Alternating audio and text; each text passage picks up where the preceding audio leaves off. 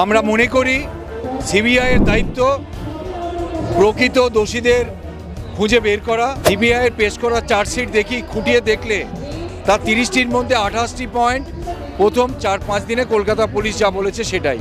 এখানে crime scene নিয়ে প্রশ্নচিহ্ন আছে, তাহলে প্রকৃত দোষীদের খুঁজে বের করার ব্যাপারে সিবিআইয়ের ভূমিকা আমরা খুব হতাশ। সাপ্লিমেন্টারি চার্জশিট দিতে এখনও সিবিআই ব্যর্থ, কিন্তু রায়দান ঘোষণা হবে 18 তারিখে ইতিমধ্যে শিয়ালদা আদালত থেকে জানিয়ে দেওয়া হয়েছে। সিবিআইয়ের এই ভূমিকা নিয়ে কী বলবেন? আমরা মনে করি সাপ্লিমেন্টারি চার্জশিট দিয়ে প্রকৃত দোষীদের খুঁজে বের না করে, তথ্য প্রমাণ লোপাটের সাথে যারা যুক্ত তাদেরকে বের না করে, তাদেরকে তদন্তের আওতায় না এনে যদি কোনো শাস্তি ঘোষণা করা হয়, তাহলে প্রকৃত ন্যায় বিচার পেলাম বলে আমরা মনে করলাম না।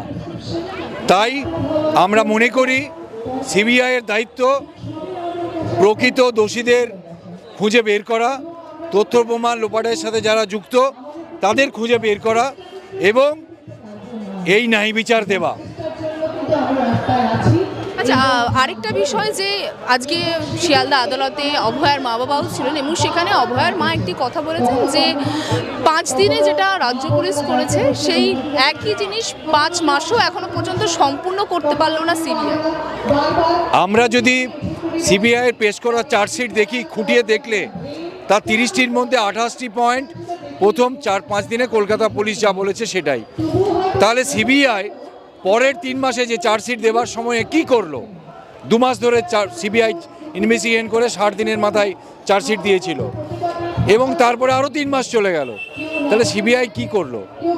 সিবিআইয়ের হাতে এত এত তথ্য প্রমাণ আছে, যেখানে সিএফএসএল রিপোর্টে অনেকগুলি ডিএনএ পাওয়া যাচ্ছে, যেখানে ক্রাইম সিন নিয়ে প্রশ্নচিহ্ন আছে, তাহলে প্রকৃত দোষীদের খুঁজে বের করার ব্যাপারে সিবিআইয়ের ভূমিকা আমরা খুব হতাশ।